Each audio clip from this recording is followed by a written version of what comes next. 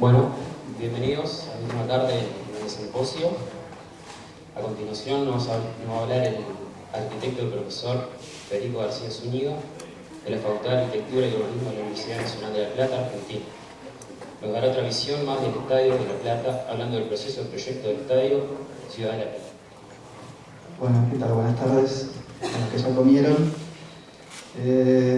Gracias al Consejo Directivo por haber aprobado la ponencia y permitirme estar hoy acá en este simposio. Ya han visto bastantes cosas del Estadio Ciudad de La Plata. Espero que les pueda transmitir algunas más desde el punto de vista que ya hemos tenido tanto del cliente, que ayer habló Hugo Larrotonda, como del contratista de la estructura metálica y la membrana, que fue la gente de verdad que habló el peor día. Bueno, yo les voy a dar una visión del Estadio Ciudad de La Plata desde el punto de vista del arquitecto. El estudio de arquitectura de Roberto Ferreira y Asociados fue el encargado de la realización de todo el proyecto y la dirección de obra hasta que se paralizaron las obras en el año 2002.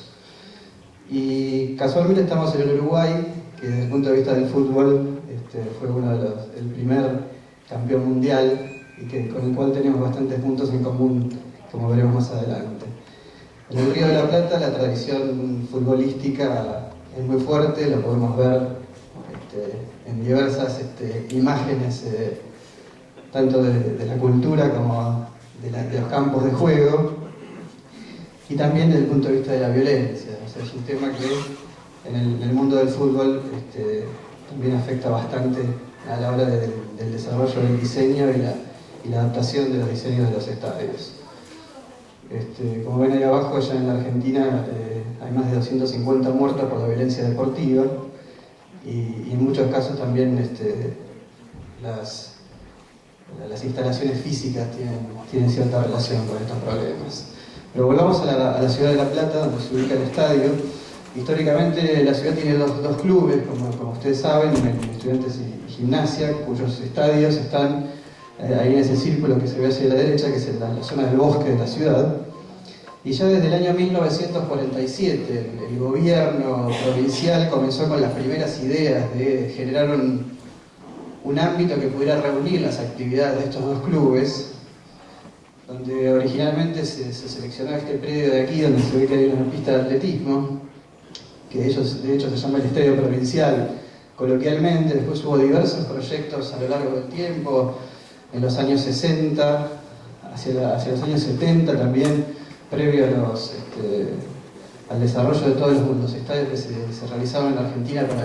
con motivo de la Copa Mundial de Fútbol del año 78. Esa sede, que finalmente iba a ser en La Plata, fue trasladada a Mar del Plata por motivos geopolíticos. Esta es un poco la visión de la ciudad de La Plata, para que vean un poco en 3D de qué se trata. Y como vemos acá en esta imagen, teníamos dos estadios a 300 metros uno del otro para realizar actividades deportivas en una ciudad que tiene menos de 1 millón de habitantes, ¿no? Entonces no parecía descabellado generar alguna instalación deportiva que pudiera reunir estas actividades de una manera un poco más actualizada desde todo punto de vista. Este es un poco el estado de la infraestructura hacia fines de los 80 en Argentina, a principios de los 90, para que tengan una idea, sobre todo para los que son argentinos, uruguayos, están más acostumbrados a ver este tipo de estadios. Pero básicamente todas las instalaciones eran de tablones de madera. Más de la mitad del público se encontraba de pie, generando, por supuesto, diversos problemas de seguridad, ¿no? Este estadio de La Plata, ya de estudiantes, ya fue demolido, y el estadio de Gimnasia todavía se utiliza para algunos partidos menores. Finalmente, las vueltas de la vida y del tiempo hicieron que, hacia la década del 90, los dos clubes se pusieran finalmente de acuerdo, crearon una fundación, la Fundación Estadio Ciudad de La Plata, y decidieron hacer un llamado a un concurso nacional de proyectos para ubicar en el predio que vimos al principio, donde se había pensado en el año 47, ubicar el estadio como lugar para realizar las obras. poco los antecedentes últimos que teníamos en la Argentina en ese momento, tenía que ver con los estadios del Mundial 78, algunas remodelaciones como el caso de Vélez, el caso de River. Y para esto, como decía, se desarrolló un concurso nacional de anteproyectos que hacia principios del año 93 determinó que el primer premio sea otorgado al arquitecto Roberto Ferreira, un arquitecto de la ciudad de La Plata, hijo del recordado jugador de fútbol Nolo Ferreira, de la delantera de los profesores de Estudiantes, y que jugara casualmente el Mundial de 1930 aquí en Uruguay, que en ese momento vivía en Barcelona y bueno, decide, a partir de que gana el concurso, volver a su ciudad natal para desarrollar el proyecto. Si ven por ahí abajo de todo está mi nombre, yo era colaborador del que sacó la segunda mención, pero como sucede usualmente en el mundo del fútbol, mi pase lo compró el primer premio, así que a partir de ese momento comencé a trabajar para el proyecto ganador. Esa era un poco la imagen de los periódicos de la época. Ahí se empieza a ver un poco ya estas ideas iniciales que de alguna manera fueron adelantadas en alguna de las charlas anteriores, que tenía que ver con esta idea de las distintas tipologías de estadio y cómo combinar en esta tipología nueva esta necesidad de que sea un estadio compartido por dos clubes que además son rivales tradicionales de la ciudad, digamos. Es como el Boca River o el Nacional Peñarol, me imagino que es aquí, de La Plata. Y esa geometría no era más que la intersección de una planta de gradas elípticas con esos dos círculos que se iban repitiendo tanto desde el nivel del campo de juego, como lo que nosotros denominamos el camino superior, que es la parte superior de gradas donde se accede, como el camino inferior que recorría todo el edificio. A su vez, la posición del estadio en la ciudad planteaba una disyuntiva entre la tradición más americana del estadio suburbano, rodeado de estacionamientos que los días de semana no tienen ninguna utilización, y los estadios europeos más de tipo urbano, por lo que la planta de aquel primer concurso, que ahí vemos la planta original del estadio en su versión del concurso del año 93, un estadio más pequeño que todavía en esa época permitía los espectadores parados en las cabeceras, un estadio que en total, si hubieran estado todos sentados, tenían alrededor de 20.000 espectadores de capacidad. Y vemos cómo esta ubicación suburbana del estadio tiene una toma de posición a través de todo un camino que recorre todo el estadio, el camino sinuoso, dos diagonales que de alguna manera reflejan la historia de las diagonales del bosque donde se ubicaban los viejos estadios, y una serie de tratamientos de la topografía para ubicar distintas canchas que complementaban las actividades del Centro de Educación Física número 2 y una pequeña cubierta en el sector de la platea principal. Otro de los temas que se tomaron y que fueron determinantes a la hora de la toma de posición frente al sitio es que a pocas cuadras del lugar hay un arroyo donde podía desaguar todo el campo de juego, por lo que permitía ser enterrado y con el aporte de las tierras del lugar, que eran muy buenas. Es un sector que básicamente en la ciudad de La Plata se utilizó históricamente como canteras, permitían generar con ese aporte de tierra toda la conformación de las gradas en un trabajo que se asemejaba más al de una obra civil que al de una obra de arquitectura. Es decir, que todas las gradas están apoyadas sobre tierra y en los sectores puntuales donde se necesitan los edificios se generan los mismos. Esta era un poco la maqueta cuando se presentó después de que se firmó el contrato y Ferreira volvió al sur de la Argentina y se entregó el primer proyecto, y ya en la propia entrega del proyecto las autoridades de la provincia y las autoridades de la Asociación de Fútbol Argentino empezaron a plantear la idea de poder incrementar la capacidad de un estadio que para una capital de una provincia como es Buenos Aires, que es la provincia más grande de Argentina, se pensaba que dentro del marco de las obras de rejerarquización de la ciudad valía la pena hacer ese cambio. Y ese cambio se dio justo en un momento en que el mercado empezaba a plantear algunos aspectos con relación al uso de estas instalaciones, que son grandes infraestructuras urbanas, que finalmente la utilización simplemente para actividades futbolísticas implica que su su grado de aprovechamiento anual es muy bajo, es decir, son grandes inversiones que se utilizan muy poco. Y sobre todo en países que muchas veces se hacen mundiales o olimpiadas y después hay deportes que ni siquiera se practican en esos países. Es decir, que la posibilidad no solamente de incrementar su capacidad, sino de convertirlo verdaderamente en un estadio polifuncional o multipropósito, que permitía albergar distintas actividades, y este porcentaje de uso anual, que acá ha calculado a grosso modo, si jugáramos nada más al fútbol, tiene un uso muy bajo desde el punto de vista de las posibilidades de tener una infraestructura de ese tamaño en medio de una ciudad. Entonces, a partir de eso, de alguna manera, se le empiezan a incorporar nuevos programas, nuevas funciones a los estadios, desde los palcos a los asientos con mejores lugares, mejores estacionamientos, cómo mejorar el tema de la televisación, bueno, una serie de elementos que fueron de alguna manera los requerimientos muy primarios que hizo el gobierno de la provincia con relación al estadio. Eso se terminó sintetizando en 3 propuestas que yo no tengo los papeles originales, pero eran de este nivel, digamos, en las 3 posibilidades que cabían en ese momento para hacer esta ampliación de la capacidad y la posibilidad de cubrir el estadio. Un estadio solamente cubierto en las gradas, que tuviera un campo de césped fijo, que es otro de los temas que vamos a ver más adelante con respecto al césped. Un estadio con una cubierta retráctil, si bien yo la dibujé ahí más del tipo Stuttgart, también se había pensado en algunas cubiertas más rígidas, del tipo del Millennium de Cardiff o algo similar. Y una tercera alternativa, que era un estadio totalmente cubierto, en el cual el campo de juego podía ser retirado. Obviamente, dentro de esos antecedentes, si bien este es un anfiteatro medio redondo para lo que es en realidad, nos debemos remontar a la antigua Roma, donde están los primeros ejemplos de los estadios cubiertos, el Velario, que precisamente su nombre proviene porque todo el control de este sistema lo realizaban la marina, digamos, de la antigua Roma. Estos ejemplos que ya hemos visto, por supuesto, de Fray Otto, y en ese sentido, un equipo de arquitectos de Argentina, en un lugar bastante recóndito del mundo,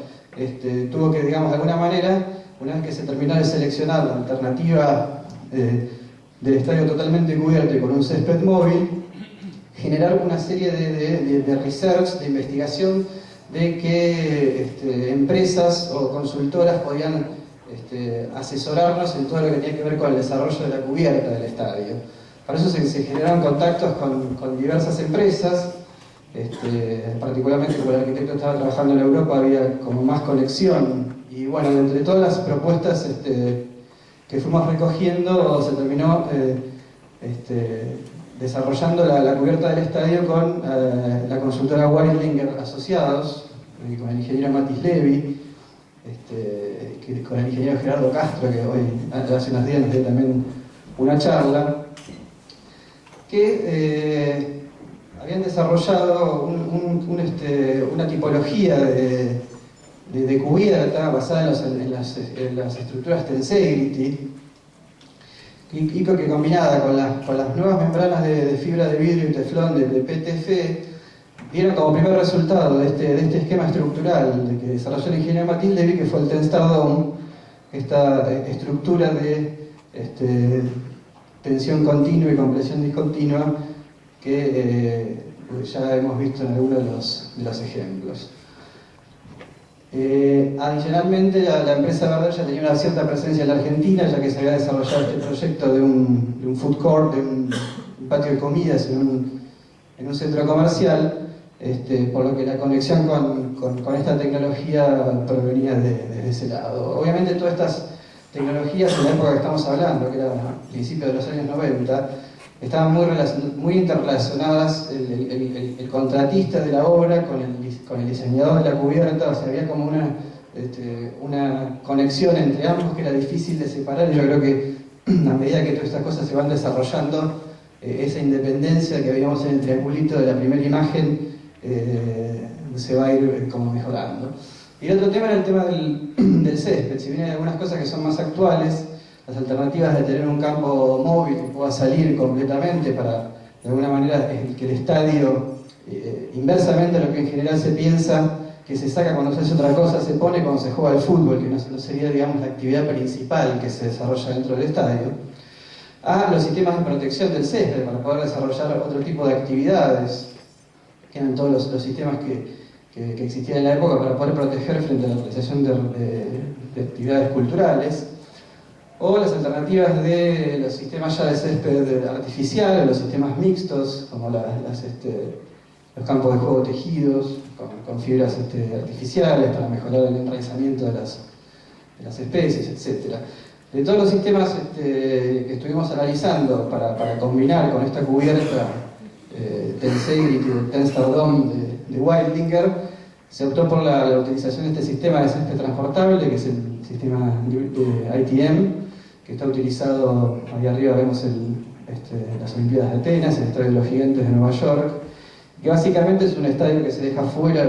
un campo de juego que se deja fuera del estadio,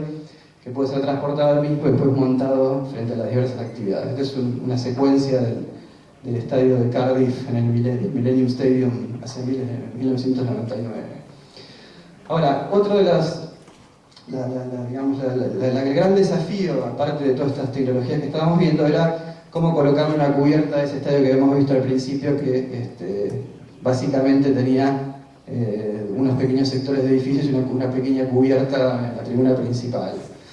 El primer criterio que se llevó adelante para colocar toda esta cubierta por sobre los terraplenes del estadio fue no tener la transmisión de ningún tipo de carga horizontal a los mismos, es decir, toda la generación de los terraplenes se hacía a partir del aporte, tanto del campo de juego, de la tierra del campo de juego, como de diversas otras actividades que habíamos visto de otras pequeñas canchas, etcétera, de los alrededores, para poder generar una ecuación de suma cero, es decir, que toda la tierra que se utilizaba en el lugar provenía del propio lugar. Entonces, el primer criterio era que toda la cubierta del estadio estuviera independizada de estos terraplenes, que prácticamente no tenían ningún aporte por fricción, estos pilotes, y se tomó la decisión de generar un cabezal con 4 pilotes inclinados que directamente se apoyaban al nivel del terreno natural, de acuerdo a cada una de las cortes del estadio, que obviamente este nivel va bajando y subiendo, como vamos a ver en alguna imagen. Acá ya empezamos a ver un poco el anillo de compresión, que es otro de los temas que nos importaban al momento del diseño del estadio, ya que la cubierta tenía que ser algo que se toque apenas con todo el nivel de las gradas, generando unos pequeños puntos de apoyo, prácticamente como unos palillos donde se apoyaba la cubierta completa. Y el tema del diseño del anillo de compresión del estadio, el antecedente inmediato era el anillo de compresión del Georgia Dome, que era un anillo de compresión de hormigón, o sea, una viga horizontal, una gran viga horizontal de hormigón, y además era una estructura elíptica que no reconocía de alguna manera el antecedente de los dos centros que planteaba ya el estadio en su génesis. Entonces, las adaptaciones que primariamente se plantearon en la interacción con Weilinger tuvo que ver con, primero, no utilizar un anillo de hormigón, que hubiera sido, digamos, muy pesado para lo que era la idea del proyecto, y sino que transformarlo en un anillo triangulado, metálico, que de alguna manera va como asociándose mucho mejor a la red triangulada de cables. Y además, en el diseño específico de la red de cables, se reinterpretaron y se repitieron de alguna manera los esquemas geométricos realizados para el desarrollo de las gradas en la cubierta. Obviamente, como vimos en las presentaciones anteriores, hubo la necesidad debido al angostamiento en los dos sectores centrales, de generar una viga más rígida para tomar ese empuje central. Esta alternativa que también se planteó en un momento tenía que ver con la cobertura total o la cobertura parcial. Si bien el encargo original tenía que ver con un estadio totalmente cubierto, a la medida que se fue desarrollando el proyecto del estadio, el cliente empezó a tener ciertas presiones para no tener que cubrirlo completamente, Entonces empezó a pensar la cobertura parcial del edificio. Entonces por eso nosotros actualmente estamos viendo la fase 1, como se denomina, en la que la cubierta es completa, es decir, la estructura de cables es completa, pero la cobertura de membrana es parcial. Algunas imágenes del área urbana,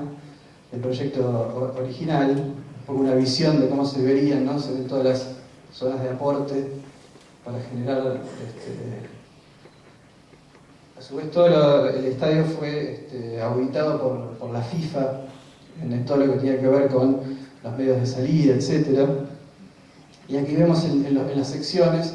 cómo apenas, digamos, la cubierta se apoya en estos puntos. Acá podemos ver toda la línea de los palcos y sobre ellos la cubierta. En los sectores donde el camino va teniendo dimensiones se incorporan salas para la prensa, acá vemos un poco la pantalla,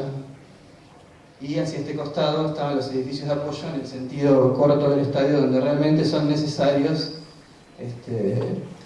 con las actividades que proponía un programa de estas dimensiones, ¿no? Un estadio que no es para un evento específicamente, sino es para una ciudad, y en el otro sentido, las importantes conexiones para todo lo que tiene que ver, no solamente con el movimiento del césped, sino para todo lo que es la entrada y salida del equipamiento para realizar otras actividades. Y como decíamos al principio, un estadio que fue prácticamente construido como una especie de autopista. Algunas de estas imágenes tienen cierta similitud con la construcción del Estadio Centenario. Estuvimos el otro día en el partido de Nacional y veíamos un poco ahí en el museo cómo había sido construido también, excavando en un sector y apoyando las gradas sobre terraplenes bulitados con sus vigas, y sobre ese sector el anillo de compresión, que es, digamos, su tercer cordón inferior, es de hormigón. Y ahí vemos los sectores de apoyo. En el diseño, obviamente, licitatorio del edificio hubo, si vemos por ejemplo este detalle en el cual se planteaban placas roladas, etc., se fue de alguna manera reinterpretando y rearmando en el desarrollo de la ingeniería de detalle del contratista, teniendo en cuenta que esto también se desarrolló con mano de obra local, como se comentaba en algunas de las presentaciones, en el astillero local, el astillero Río Santiago, donde se desarrolló toda la construcción de las piezas, y los nudos fueron transportados a obra. Acá vemos las placas de anclaje, los pelos para el grouting de segunda etapa, y todo el sector de palcos que está, digamos, interrelacionado con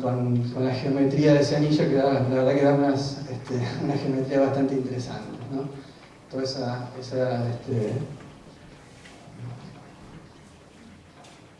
algunos números de referencia. El estadio está sobre una superficie de 36 hectáreas de un gran parque que todavía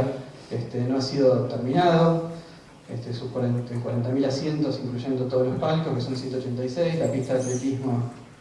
Y acá, bueno, me permití hacer un pequeño esquemita en función de algunas de las consultas que se habían hablado en algunas de las otras ponencias, y relacionando de alguna manera los costos de los estadios con su capacidad, y generando un ratio de costo en función de las dimensiones del estadio. Ahí tenemos un costo del Estadio de La Plata que, digamos, independientemente de esta situación de que se paró la obra y después tuvo que volver a hacerse, pero ese era el costo de los 3 contratos que se realizaron históricamente para realizar toda la obra civil, el anillo de compresión y la cubierta. Son alrededor de los $100 millones, eso está todo en valores de su momento. Y como vemos con otros ejemplos que se han visto en estas presentaciones, los valores a metro cuadrado por espectador, que de alguna manera sería la medida de la cual podríamos relacionar los estadios, la propia forma de construcción de las graderías y de los espacios esos que ahí veíamos en el Soccer City, que tenemos grandes espacios. Esos grandes espacios, por más que no se usen, se pagan. Entonces, de alguna manera, encontrarle una medida a una infraestructura de estas características, me parece que en este estadio, que básicamente se fue construyendo de esta manera, hace que su costo, independientemente de los valores de mano de obra, podemos llegar a ajustar algunos valores en función pero de 2.500 a 14.000 o más que puede haber costado el estadio de Wembley. Yo creo que estamos bastante lejos. Y bueno, nosotros realizamos el proyecto del estadio, hacia 1998 se comenzó la construcción del anillo, después, a fines del 97, a principios del 98 se comenzó con la construcción de la obra civil, y diversos problemas hicieron que la obra, hacia el año 2002, quedara en esta situación, en el inicio del montaje de la cubierta y con algunos temas de la obra civil sin terminar, pero con todo el anillo de compresión, los palcos y la cubierta completa, toda la ingeniería de detalle aprobada, o gran parte de la ingeniería de detalle aprobada de la cubierta,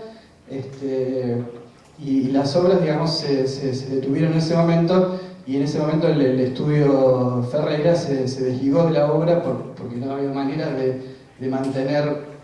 todo el equipo. O sea, estábamos tratando de terminar un estadio por acá, donde tuvimos en Argentina una de las mayores crisis de nuestra historia, y que además todo el proceso comenzó a partir del año 94, crisis tequila, crisis rusa, o sea que agarramos justo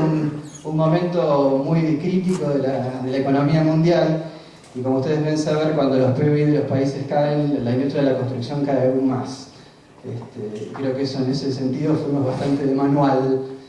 Pero bueno, afortunadamente el estadio se pudo comenzar a utilizar, se inauguró con un concierto,